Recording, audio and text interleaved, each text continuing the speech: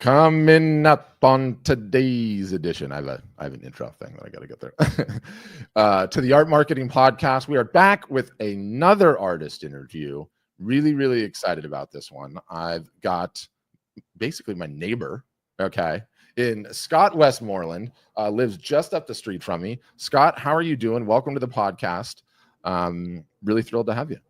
Great, Patrick. As we talked about being in Orange County, California, there's never a bad day, man. Never a bad day. It has been beautiful out here recently. So I told Scott before this goes that I prepared a bio. You probably haven't seen the show, but I don't ever do like in-depth bios. I always ask like the guest to introduce themselves. But I wanted to do an in-depth bio because I'm working on a new system, and I think this is totally interesting. You definitely have to call out anything that's squirrely on this because I want to know about my things. But okay, so Scott Westmoreland is a Southern California-based artist who embodies the entertainment industry to fine art transition narrative, a sophisticated career evolution from high-level corporate entertainment work to establishing a distinctive brand in coastal lifestyle art. At 60 years old, he represents the Disney entertainment legacy generation that build foundational skills in commercial illustration before pivoting to independent fine art careers. And this thing goes on. Talks about you being educated at Cal State Fullerton, art degree, 1991, drawing since the age of 2, documenting baseball players, Spider-Man and Batman, banana splits. You were a professional performer, an entertainment industry designer, a Disney staff artist. And you had the Disney position, it said from 1996 to 2001, creating campaigns for Michael Eisner. That's really cool. I got to ask you about that. You were doing theater poster design. Your background in terms of like everything that it's just spread is crazy. In terms of artistic style, it is realism with a stylish flair, rich color palettes, and uplifting themes. Beach, surf culture, vintage woody cars, tropical landscapes, pinup aesthetics. Your cultural reference point, which obviously I love and resonate with, 1960s California surf culture in the golden age. Technical approach would be clean commercial illustration technique with warm, vibrant color palettes. I loved all that. Crazy lifestyle, the licensing deals that you've done, over 50 licensed products, including calendars, puzzles, wall murals, clocks, 3D sculptures, coasters. You've had publisher partnerships with Sagebrush Fine Art, Greg Young Publishing. You're now getting into direct sales. And what do you think of that? It goes on and on and on. Pretty accurate? Somewhat accurate? Yeah. As far as the Disney, I worked as kind of the eye candy artist for the main designers and show directors and that stuff on projects. So at Disney, I did a lot of like collector edition lithographs and worked with marketing and merchandise and all that stuff too. But like I call it like my day job. A lot of the time, most of the time I was doing sort of the magic art for trying to sell, projects. Amazing. So I would work with the designers and we would try to make it as magical as possible so that they threw their money behind it. So it was a lot of conceptual stuff too, a lot of design work and conceptual. So how good was that for your chops coming up? I mean, doing that much work all the time, like storyboarding and conceptual and pitch decks and all of that. You know what? I've done it all, and I teach it all at Orange County School of the Arts as well. I teach everything from, lettering, logos, and branding to fine art to, just kind of everything. So I've been everywhere, man, because I'm old. Been everywhere, man. Great song. I would love to, like, there's so many different areas that we can go. Choose your own adventures episode here, but I would love to, when did you first start selling your art, and what was the paradigm at that point in time when you did? So you're old school. So here's the story. As quickly as I can do it. I told you I had been a performer. So I'd been on tour with the Broadway show for like a year. Okay. And I left the show and came home and kind of decided at that point at 25 years old that I wanted to, stay in one place, because the only time I was being really successful in making a living as a performer was being on the road with musicals, living out of a suitcase. So I was living in an apartment at the time. I remember it was a pouring rainy day, and I felt so depressed because I was like, hey, I'm giving up my showbiz career, but the other thing I do really well is visual art. And I had my degree from Cal State Fullerton as an artist, so at least I had that going for me. And I remember just laying on the couch, not to be too transparent, but I was laying on the couch just like in the fetal position, kind of going, what am I going to, everyone gets to that point where like, what am I going to do with my life type of thing.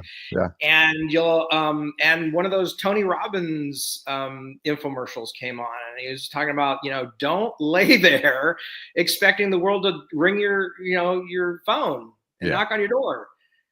Figure out what you do really well, figure out what you love to do, and create it as if the world had asked you to do it. Then take the finished product out into the world and say, well, anybody think they can use me? This is what I can do. So I did that. I had this big background in theater and in show business and stuff. And so I created a poster. I figured out there was an old professional theater company called Long Beach Civic Light Opera, and they were doing Little Shop of Horrors with Dom DeLuise. Love it. So I thought, okay, that's coming up in like 6 months. They probably don't have the advertising art yet. So I'm going to, and we didn't have internet, so I couldn't just pull up a picture of Dom DeLuise. I literally drove to Hollywood, bought an 8x10 glossy at some little corner store, and came home and designed this painting of Dom DeLuise, in Little Shop of Horrors with like the vine of, the plant wrapped around his helmet and stuff like that. He was wearing like a pith helmet or something like that in the photo. Okay. And I took it to Long Beach, and I walked in and I said, can I see your marketing director? And they were like, oh, sure. And the guy comes out, and I said, what do you think of this? Patrick, he went, oh my gosh, that's our poster. Are you here to pitch it? And I was like, yes. And all of a sudden I went from laying on a couch going, what am I going to do? And I told this story to Tony Robbins because I ended up knowing him a little bit and going to all his seminars and stuff. It was great. So I was able to tell him the story and stuff. And so that's kind of how it happened. And then one thing, then you have to produce something. You can't just say, hey, I'm a great artist and blah, blah, blah, or I got my degree in art. You have to do it. Don't wait for the world. Make your world. So that's what I did. And from then on, I started getting all these art jobs. And I had a lot of contacts because I had been in show business. So, so I'd call them and say, I'm not here for an audition, but I'm an artist now. And so can I meet with you? And they were always willing to meet because they knew me. And so that's what happened. And I just kept doing theater posters. And I don't know if you want me to go on from there, but then like my brother was working for Disneyland at the time, and he said, hey, you should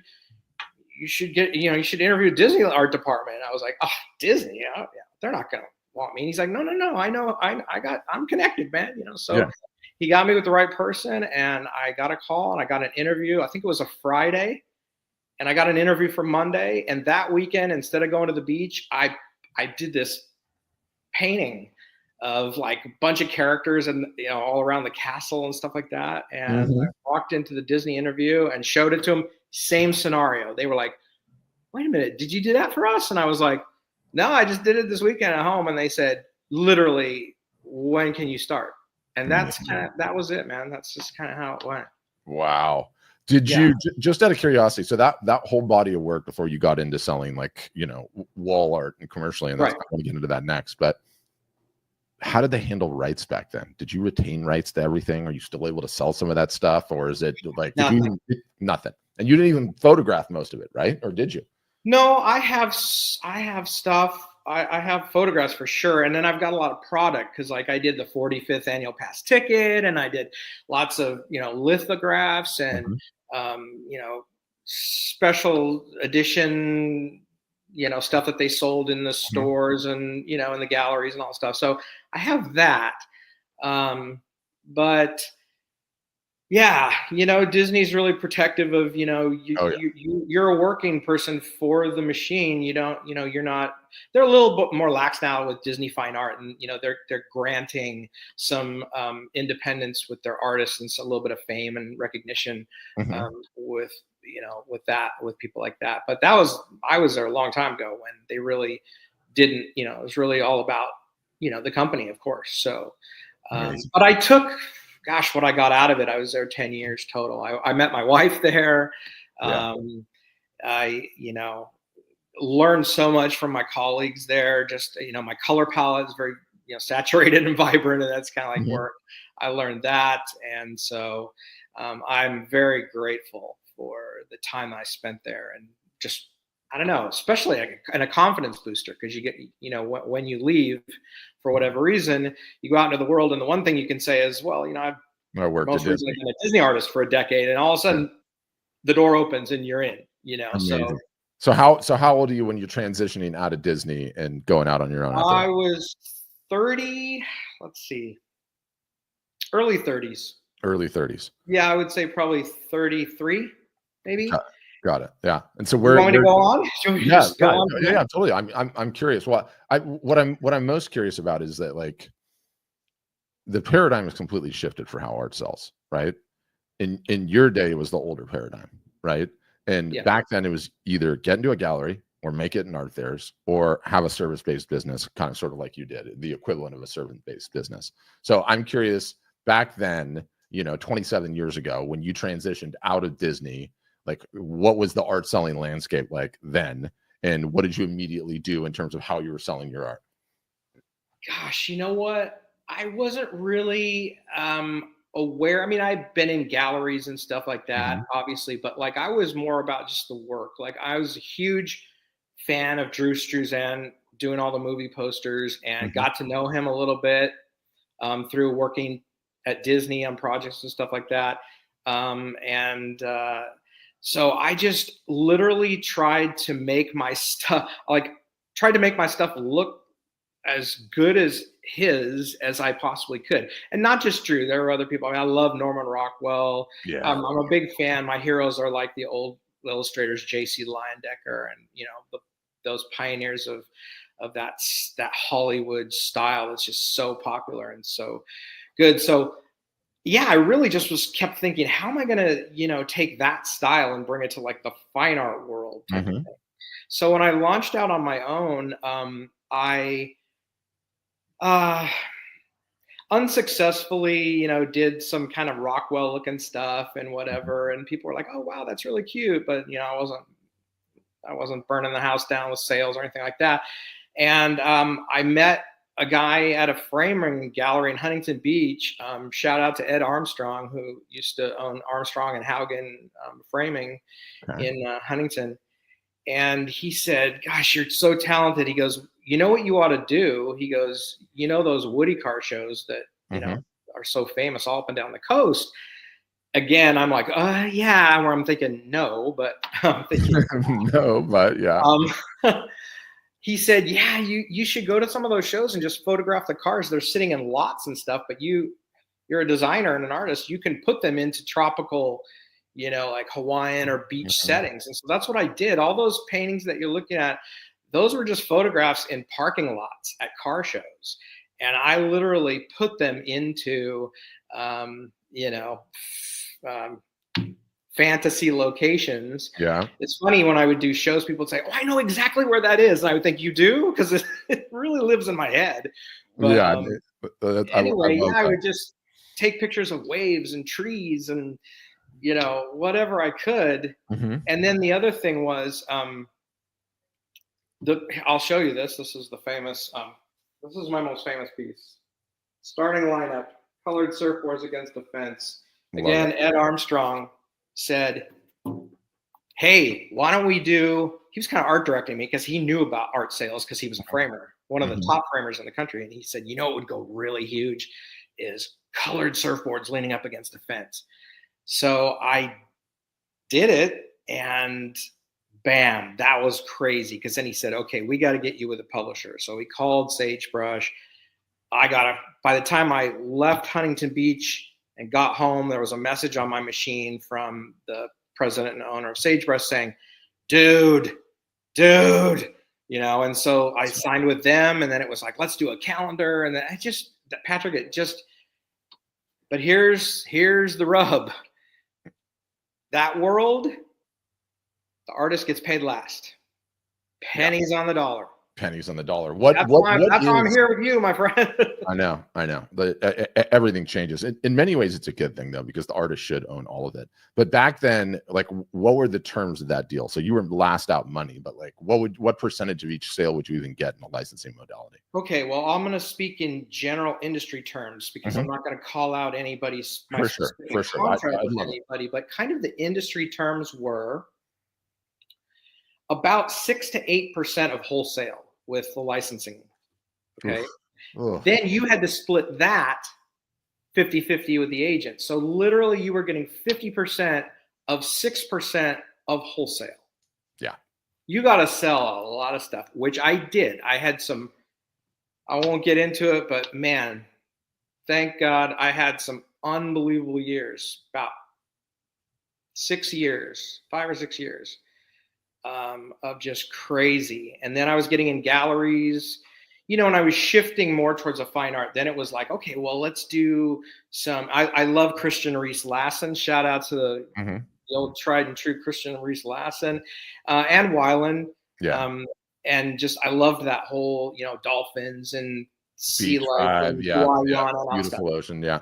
So that got me into actually Michael Goddard and Weiland galleries. And then then again, branched off. So you're constantly reinventing yourself, trying to, you know, say, well, where does this naturally flow to? Where does my subject matter?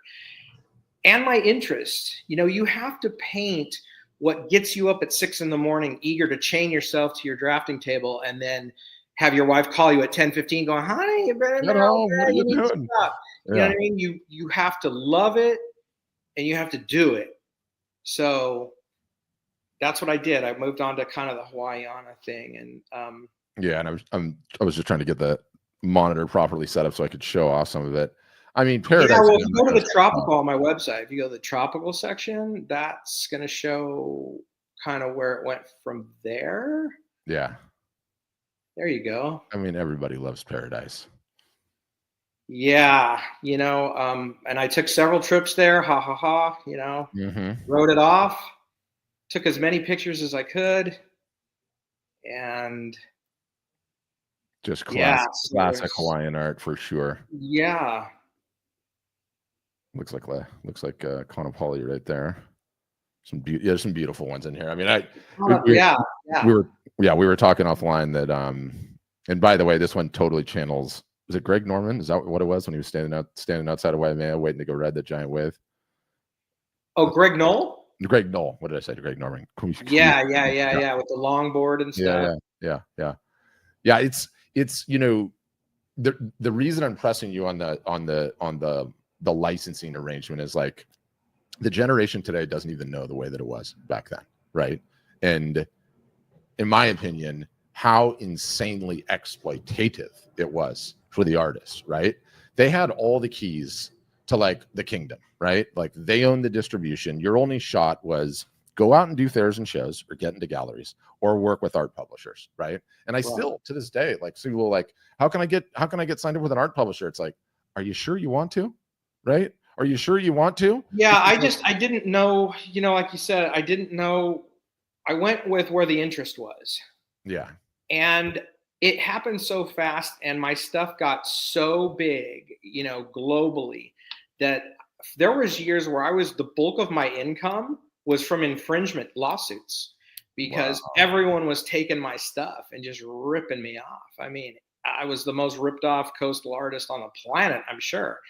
And so you also have to be protective of that. Not only the publisher and the licensing and having access to everything, but like just people just taking it and just, you know, they would either literally take my image and just slap it on their, you know, whatever it was, or they would have somebody copy it that was so close that, you know, that it was deemed non-transformative. I mean, it was taking dollars out of my pocket to compete against my own stuff. So this was the one time. This was the one time where it was helpful to have licensee or to be in a licensee relationship because they're on the hook for the legal department, right? And they have the legal department, and they will go after that money all day long.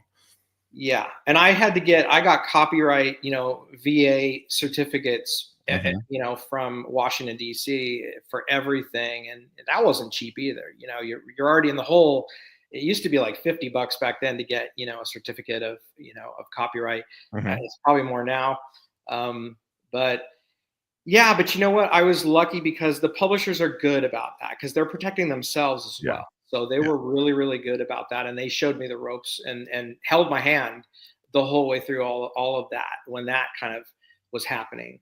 So, you know, and I was lucky, I had great, Greg Young and Mike Singleton at Sagebrush were wonderful to me, and they were good friends of mine at the time and all that stuff. So I was lucky because I came across some crooks, as you can imagine, when you're out there and everybody wants a piece of success. And there's lots of them.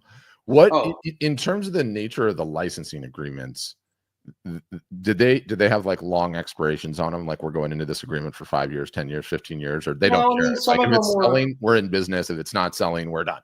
Right. Some of them were like a year. Some of them were 3 years, but they always would say, with the option to renew. So I still have probably 30 licenses from, way long ago. Yeah. So yeah. And they, they talk about product exclusivity, and they talk about geography exclusivity, or whatever, and that's all built into the agreements and stuff. But like I said, I had licensing agents that handled all that. I just created and sign here. Okay.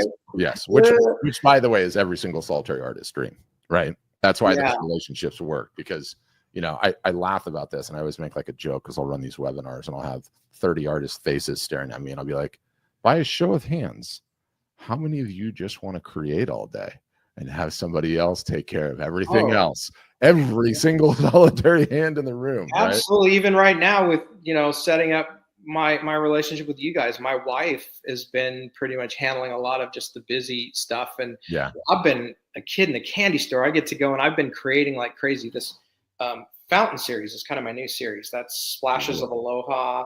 And there's a couple other ones that I've done that you can see on my site. Again, I was like, well, what's the next step? And I thought, I love water fountains. They're so peaceful. So I'm going to create fountains in each of these instead of a car in a tropical, locale. I'm going to create a fountain, that's themed, because I'm all about theming, And I'm so happy. I have a pool. You can't see it, but I turn on the, the sheet flows in the cascade in the pool. I turn on a little bit of like Hawaiian music or whatever. And you're in your zone. You're in your happy place. Dude, that puts me in that room all day long. My dog lays in the chair in back of me, and he's happy. And so it's been great. But I'm excited to with my relationship with Art Storefronts, because taking control of my subject matter and my pricing, and kind of reintroducing, because I'm probably familiar to millions of people who've bought my stuff and know my stuff, but they don't know me. And I didn't get access, obviously, to any of the contacts that I accumulated all over all those years. Here comes the heartbreaking question, you guys. An artist that worked at Disney, an artist that was an actor, an artist that sold through licensing arrangements and galleries. And, he's being modest in terms of the sheer volumes of pieces of art that he sold. Hey, Scott, how many emails do you have on your list? Oh, I don't even want to say, because it's. No, I already know. It was a rhetorical question. I know. I mean, maybe a couple hundred, but we're talking about. I know. Tens of thousands of people that know who. I get emails from Italy. Hey, you're my favorite artist. And I'm doing my college final senior project on you. I'm like, what? But I don't know how. I have a website that does have contact information, but you didn't pick up on the subtlety. But the point that I was making that is so heartbreaking for me, I've been doing this for 10 years and in the trenches, helped so many artists deeply understand the nature of this business, right? And I think it used to be during COVID, like right around COVID, I was running 3 webinars a week, and then that went on for a couple of years. Now I'm down to 1 webinar a week. But the sheer number of artists that are in later seasons of life, 60s, 70s, 80s, 90s, that sold so incredibly well back in the day, and yet did not retain any way to contact their collectors, any way to get in touch with them, any way to continue to market to them and continue to message them. And then you look at where their career is versus where it could have been, and it's like the biggest heartbreaking thing. And it's the biggest condemnation of the entire business model that is the gallery model, that is the publishing model. Like, it's all well and good. You still get some mailbox money, but let me tell you, if you had even 10% of your original purchasers on an email list, your business would be 50 times the size it is. I mean, you look at nobody had emails because we didn't have a computer. Yeah, yeah. We had a phone number or an Yeah, address. yeah, you would have had a snail mail address. But the larger point is not like the form of contact. It's just that you don't know who's purchasing it. Like, one of did you read Weiland's book, by the way? I mean, it's not that you would need to I read have it. not read the book, no. Do you know what I'm talking about, though? He wrote this book, Don't Be a Starving Artist. It's so good. I've heard of it, yeah. I haven't read it, but it's so good. But the interesting thing that guy's done is control his entire destiny the entire time, right? Direct distribution. I own all my customers. And he talks at great lengths about how valuable collectors are to him. A collector to him is someone that buys more than 7+ pieces over the course of a lifetime, and he's got a lot of them, right? And it's like the path. My biggest argument why we advocate the way that we do is the path to a profitable art business career. An art career is the collector phenomenon, right? Is Sure. having a way to continue to message these folks going forward and in the years to come, because they once they love you, it's a bond. They love you and it won't go away, and it's not going away, And not just your work, but you as a person, 100%. like to get, like I'm super happy and grateful to be on here with you, because hopefully, a little bit of who I am and my energy and my passion, comes through. And yeah, because they buy the artist too. They buy the artist and the work. So I think it's 50-50. Yeah. I think it's 50-50. Like one of the things that like I constantly have to give my disclaimers. I've talked to so many artists and photographers. Okay. I know them like the back of my own hand, right? Like everyone's like, they come to us first at art storefronts and they're like, oh, so you have huge list of collectors and huge list of emails that you're going to send our work to? And I try to explain to them, no one has those lists. And even if someone had those lists, it wouldn't help you, because the art sale is 50-50. It's 50% of meritocracy on the quality of the work. And it's 50%, do I like this artist? What do I have in common with them? Are they a cat person or a dog person? Right? What do they like to do on week? It's that bond that creates the sale. And so thinking that there's some sort of list that you're going to magically get on, it wouldn't do you anything, because you haven't had a chance to form the bond. Yeah. I'm dying to pivot because I have a very pointed question to ask. Okay. How long have you been teaching art? Tell me about the college, and then I want to ask you something about the university at large. Okay, first of all, it's a high school. It's a junior high and high school. Yeah, it's one of the most acclaimed art conservatory schools in the country. It's called Orange County School of the Arts, also known as OSHA. OSHA. Okay. It's in Santa Ana. Mm-hmm. It's like a college, though, in that it's like like the campus is spread out over like 4 city blocks on Main Street in Santa Ana. Big, tall industrial buildings. It's not like a school.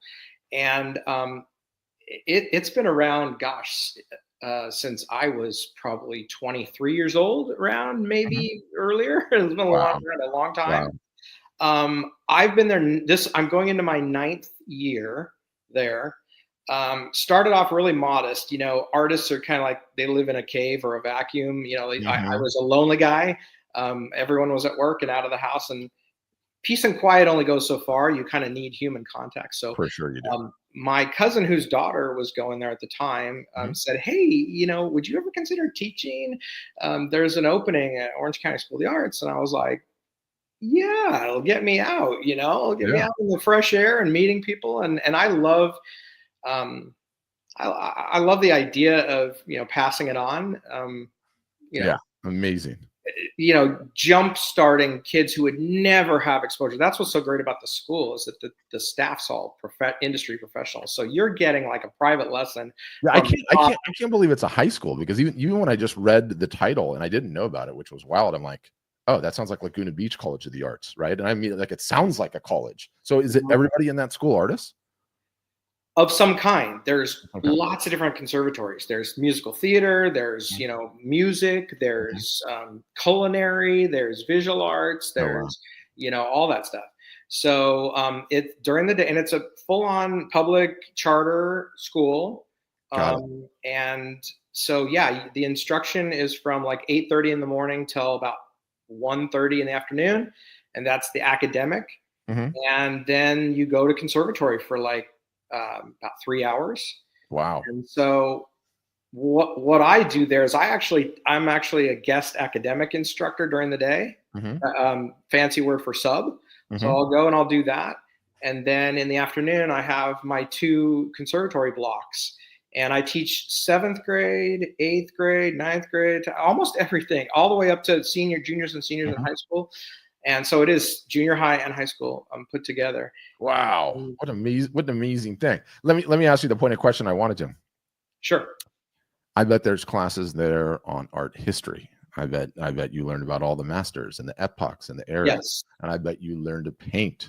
And I bet you get better at painting. And then you, again, studying all the techniques. How many classes in that institution teach you how to actually monetize a talent through marketing?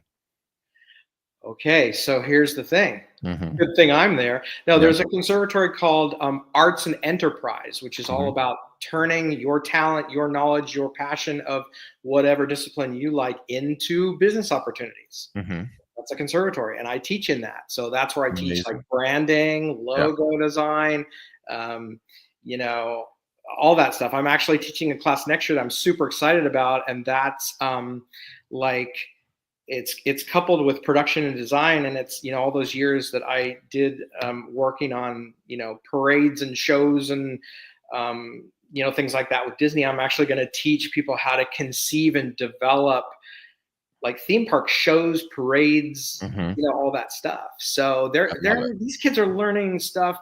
And then I teach about, like, I have one little section, it's not a whole class, but I call it the gallery game. And I talk about, you know, getting your slicks together and your little, you know, things, and then reaching out, and then what to expect, and, you know, all about, you know, keystoning and framing and blah, blah, blah, blah, you know, all the little jargon things and all the little intricacies of being in. Because at one time I was in lots of galleries that kind of went away in about 2008, unfortunately. There was a gallery in, you know, on every street corner, and no, the numbers got to be. I feel like I need to see like a market study on that, on like how many galleries starting in 2000, and then in COVID was the absolute kill shot. I mean, the ones that were struggling and hanging on, it was like half of them, boom. I mean, gone. Patrick, I used to call it the octopus, man. I used to, because I had commissioned from about 2003 to about 2008, those 5 years in there, I just had the octopus going. I had commissions. I had print sales where I was, you know, doing appearances at, like, you know, Prints Plus and, you know, things like that in malls. I had galleries. I was in probably a dozen galleries, from Vegas to San Francisco to Tahoe to, you know, right here in, you know, Southern California, all over the place. Gary's Island was a great source for me. That was one of my best. Love Gary's Island. I had lots of stuff in Gary's Island, and I would sell several paintings, if not a month, a week, out of Gary's Island. So I was jamming. Problem was, I've seen your, I remember seeing, now I'm like doing the flashback. Like I go into my closet and grab a Hawaiian shirt I got at Gary's Island, you know, like I know I saw your work in there. I'm sure you did. In there all the time. Yeah, it was great. Of course, there was a big expense. And my atelier was Harvest Productions, started by John and Marianne Doe, and they kind of pioneered the giclée. Yeah. So when the giclée came into, and I just literally roll out of bed and, you know, do about 8 rolls, and I'm down there at Harvest. And of course I got my framing and my giclées, and I could sign and number and drop ship and all that stuff. And it was a machine. I mean, I was cranking. It was expensive because you're paying, you know, lots of money for top quality, you know, framing and all that stuff. But the gross looked super good. looked real nice. Yeah. And then, I love to just to stop you for a second. The octopus was the happiest thing. Like I have a line which is like, I've never met a revenue source for creatives that I don't like, as long as it's legal. You know, like having the revenue diversity is so important, and that doesn't happen overnight. You have to cultivate it and work on everything you can. And Lord knows, like, it's so hard to make it today's day and age as an artist. If you can get even one tentacle of the octopus working, you're ahead by half, right? You're already winning. Oh, like, to the extent that you can get more, it's so powerful. I would wake up and say, okay, what's the best use of my time today? Should I focus on creating licensing pieces, or should I do a fine art piece, or should I finally get to that commission of somebody's grandmother that they wanted for the birthday or whatever? You know, I literally, that's when the artist is just, you know, at their total full functioning, is when they have choices with their day, and they know everyone is not fruitless. Everyone's going to lead to some sort of income, some sort of something. So yeah, that was great. I'm getting chills just thinking about that, actually. Yeah. It was so fantastic. And I want to get back as close as I can get to that again. Absolutely. And like, look, this is the other thing that's like so astounding to me. And all of this stems from just how many reps and sets with artists that I've had. But I routinely get people in their 80s and 90s on the webinars, you know, and it just has to do with the creative gifting where you're not turning it off. You are not going to stop creating. The desire to keep creating and ultimately get the validation from selling just does not go away. And I bring that up under the context. Like, I love digital marketing. I think I'm pretty good at it. When it's my time to retire, I will move into getting really, really good at cooking. Okay. And I'm already good at it. I'm not going to be doing digital marketing anymore, but that is just not the way that it works with the creative gifting. You guys never stop.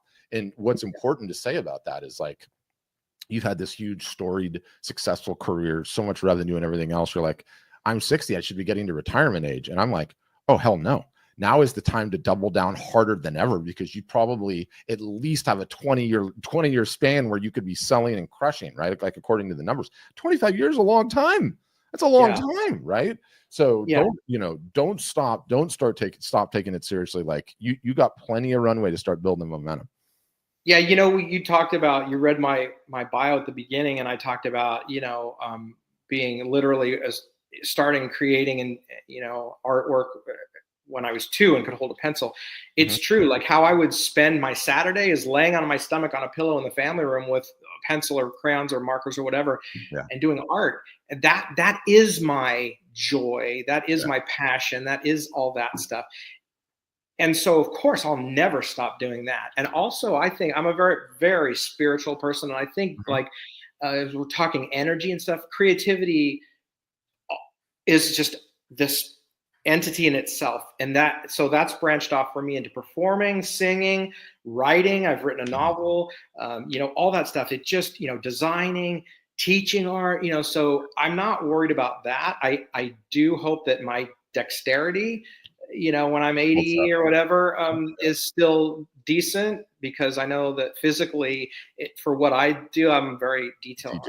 I just hope that, just all of that remains intact and sharp and all that stuff. But you have to, I guess, you haven't asked me this, but I'll share this. I think it's so important. You have to love it, have fun, don't get worried.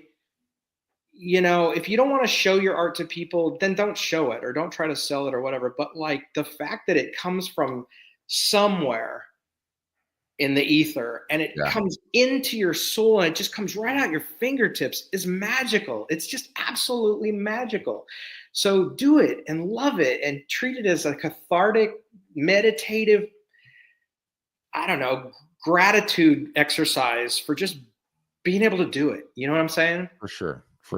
It's amazing too. And it's like, what a gift it is to have that desire and want to do that, and know you're going to do it for the rest of your life, because you're never going to be one of those people that retires and lacks purpose, and doesn't know what to do with their day. Right.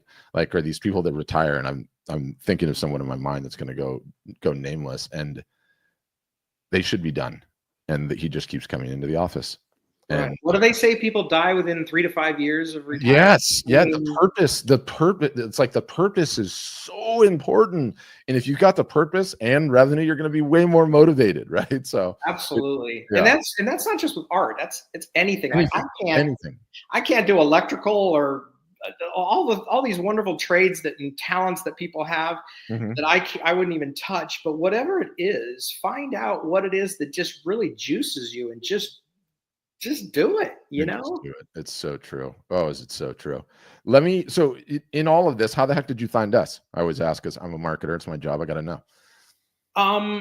Actually on Facebook, I think, I worked with a guy named Sean Mack. He was a rep for Harvest and stuff. And so I was on his, or I was scrolling, I don't know, but it said, likes or follows Art Storefront. So I was like, well, if Sean likes it and follows it. I'd been thinking of doing a new website. I had an old antiquated website that I had a webmaster. So, and it had paintings up to about, 2012 in it. I hadn't touched it.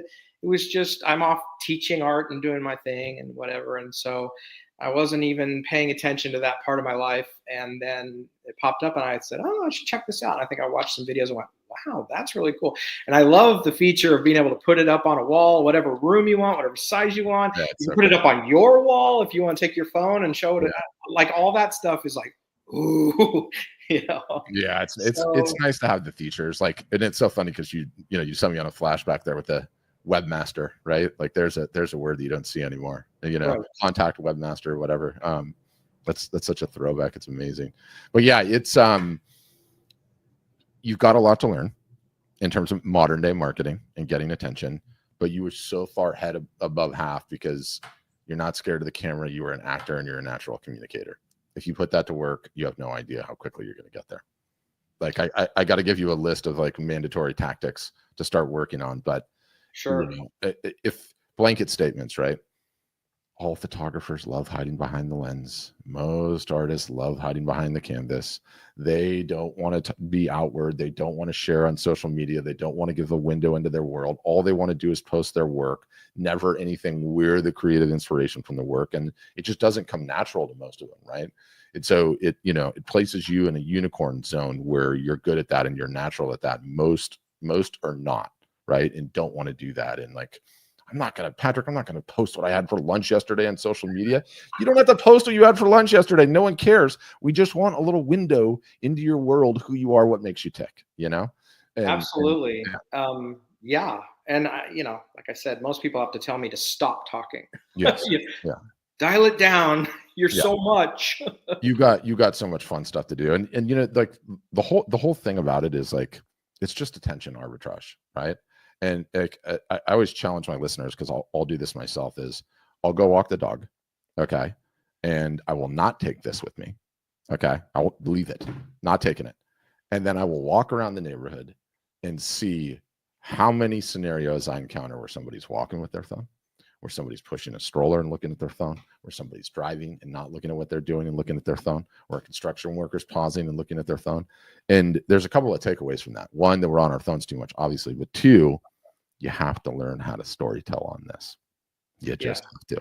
It's got nothing to do with social media. It just has to do with where everyone's eyeballs are 24 hours a day, and it's on this thing, It really is. It's a blessing and a curse. I see people on dates. I'm like, you're on your phone. You're on a date. You're supposed to like start a relationship based on what, Yes, that's so weird. Look, married for over 10 years or multiple children, fine. You do the phone thing. But if that's a first date or a 10th date, or like, no way, too early, right? Too early. Advice that you would give your just getting started out of college artist self. Just getting out of college, like back when I was in college? Yeah. Well, I've said, paint what you love. Pick a genre, a subject that's going to get you up in the morning and keep you late doing it. So that's one thing.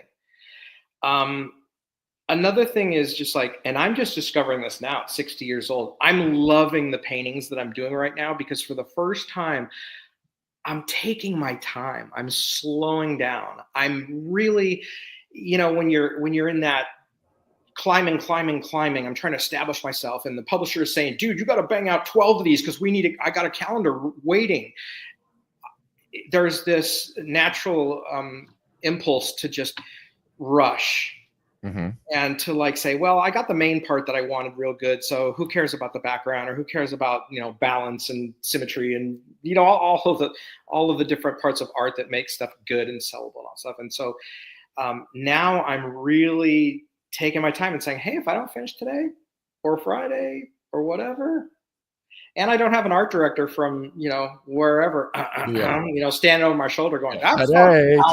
Not me, or whatever. Nobody's art directing me. It's me painting the way I like, what I want, and I'm really taking my time and making sure I'm not going to show you if I don't endorse it. Like if I don't say, well, I should say my daughter, my son, and my wife are kind of my final acceptance. Yeah, they're my quality control. So just love it, be grateful, paint what you want. And you know what? You're constantly morphing, be a little bit pliable, if that's a word, you know, as an artist, say like, you know what, my instinct is to paint in this way, but maybe I will try to loosen up and, you know, be a little freer with, you know, whatever, or maybe I will, you know, try different things. You know, and don't say, well, that's taking away from, you know, from who I am as a creative. Hey, there's no formula, and trends and styles and everything and color schemes and all that, they change. You know, you got to be like Madonna. You got to be like the Beatles. You know, they were only a band for like 8 years, and you look at what they looked like and what their music sounded like, you know, when they were doing Love Me Do, and then, you know, Helter Skelter, you go, whoa, wow, why did they change? They were so good. Yeah. Because they just did. They just felt it. They just did whatever they had to do, you know. So I would just say, you know, go with the flow, be true, but also be a little bit patient and be a little bit willing to kind of play around with it. That would be, I guess, my advice. And get with smart people, because everybody needs a mentor. Michael Jordan, he had mentors, and, you know, all of them have a coach. Everybody has a coach. Yeah. So, yeah. I love that advice. I love it. And then I'm biased, so we have to wrap up with thoughts on AI broadly. And then, have you used it at all? Have you tried a ChatGPT? Have you tried a Claude? Have you tried a Grok? Put in some questions. I have. First of all, I do not dabble. I love the stock market, and I have a lot of investment in AI. So part of me says yes AI, and part of me goes no AI. Yeah. Yeah, I think the potential is crazy. Like, what I don't